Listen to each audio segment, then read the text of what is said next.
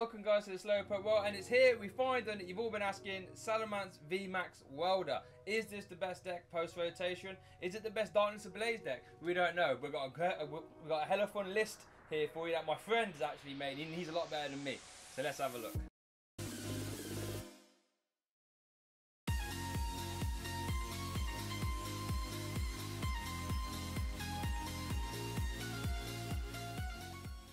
Right, welcome guys to the Slowpoke World, where today I've actually got my friend Dimitri doing the profile because he's played this deck more than me. He's actually built this list, so I played some games, honed it in, it's quite good. But we're going for that big boy that everyone wants to see, Salamence VMAX Welder. So Dimitri, take us away, sunshine. Okay, so I'll be profiling the Salamence VMAX build, and the way we are powering him up is Welder and a load of fire energies. So starting off with the Pokemon, we have 3 Salamence V, and unlike the other pre-evolutions of VMAXs, this guy is actually quite a relevant attacker. It's a first attack for 3 colourless, which can be powered up with 1 turn. Does 30 to everything, which is really nice. That sets up KOs later, and it can also, if you do it enough against like decks like Spiritomb or other decks with just small Pokemon, you can actually take multiple prize turns at some point.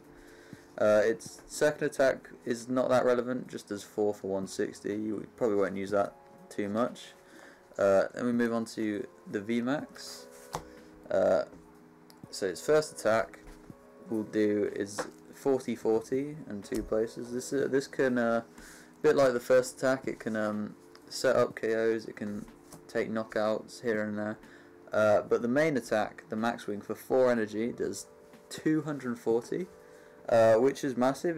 That will knock out pretty much all non-tag team GXs and pretty much all Vs as well, non-VMAXs.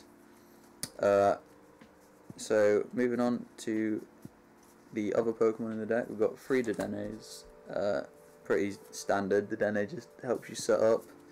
We got one of the new Crobat.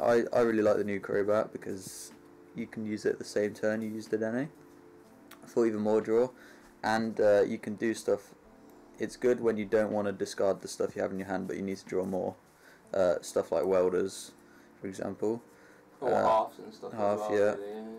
Got Eldegoss V, which is good. It can get back your Welders, and we also played 2 Boss's Orders, so get back one of them when you need it to win the game.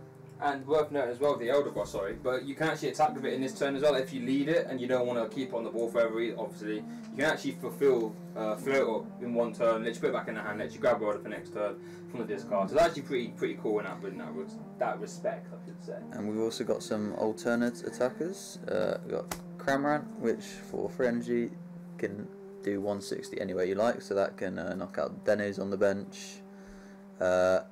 You can set up 2 shots on like a big Pokemon on the bench, and if people retreat, you can finish them off. So he's pretty good. Heatran is your GX attacking option because we play 9 fire energy, and we try to Welder as much as possible. So he can come in at any point and hopefully get a big attack with his Hot Burn GX. And we also play a double GX, which for 3 energy, we can do a powerful attack when our opponent has taken quite a lot of prizes, which can come in useful if you haven't got, say, you can't set up a Salamence in 1 turn. This can do, I believe it's 240 when they've taken 5 prizes. Okay, we move on to the trainers. We start with 4 Welder, pretty standard, and 2 Boss's Orders. That's all the supporters we play because it's a Welder deck. We don't pretty much just want to be weldering every turn, so we don't really have room for draw supporters. And we have 4 Quick Ball and 4 Communication. We want to be as consistent as possible, find everything we need.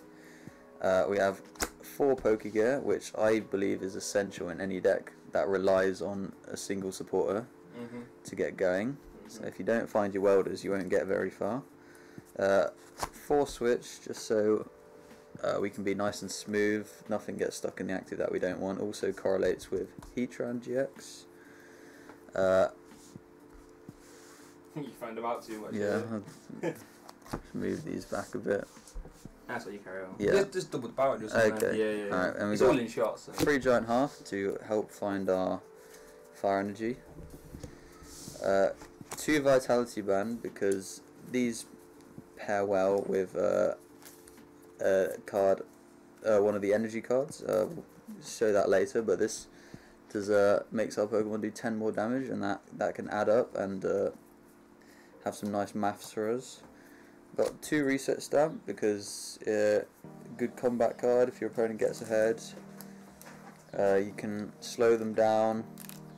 And I like to play 2 because if you play 1, I like to play more than 1 because often if you play 1, you won't be able to find it the turn you need it. So having 2 improves our chances of finding it when it's relevant. And we have 1 great catcher as well to bring up stuff like the Denes on the bench. Or anything that could help us. And for the energy, we've got 9 fire.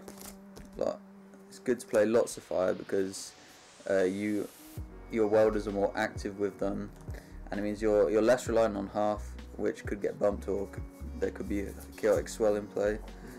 And we have 4 of these new powerful colorless energies, which if they're attached to a colorless Pokemon, which most of our attackers are, we do 20 more to the active, so that works really well with all our Pokemon. Salamence V, if you use it for its first attack, you can do 50 to the active, 30 everywhere. With the VMAX, you can do 260 if you have 1 attached, and then with a Vitality Band, that's 270. That's knocking out stuff like Mewtwo. You probably you'll get to points where you'll have multiple of these attached, and they just build up, and you start doing just loads of damage. And then to finish off, we have 3 triple acceleration energies because Salamence, they work for Salamence, and his max wing attack requires 4 colorless. So if we have 1 energy attached, we can just attach 1 of these and we're ready to go. It also means you can set up a Salamence VMAX in 1 turn if it has no energy by weldering 1 or 2 energy to it and then attaching 1 of these. So yeah, that's the deck. We've played a couple of best of 3s with it. It seems good. It's nice and consistent. It has what we liked about it is because of its first attack, you're not really limited to 1 style of play with just a big attack. You can it can be a spread deck essentially against we've tested against Spiritomb, and the spreading strategy worked really well against that. But against big stuff like Gardevoir VMAX, the max wing was really good because that dealt a big chunk to it. Yeah, it just seems super versatile is why I like it. Like we said, against lower HP stuff, against stuff like evolving decks as well. Like I don't know, they haven't evolved Grookey. You can just try and transflight, attach a strong, bring it into the active, carry it, spread everywhere, 30. Having the strong energy in combination with Dub Wall as well is insane. We never really got to pull off much, but I can see that being a late game option. Like the opponent can't plan for that. They can't really plan for a Dub Wall plus strong plus double welder with a ban. Like, you're just not going to play around. And I think that lets you hit 300 if you've got 5 prizes left. If you go strong plus ban, which is nuts. So yeah, I think it could be one of the best decks in format for sure, and it's definitely going to be between this and the Turners in my opinion. Super strong and competitive. But thank you for watching as always. Thank you Dimitri, stepping in there, very good. Love that. If you want to see more Darkness Ablaze content, make sure you stick around the channel. Check the playlist in the description where I've got a playlist there that's got at least 1 Darkness Ablaze video a day since I've started it. So thanks for watching as always, and we'll see you all next time.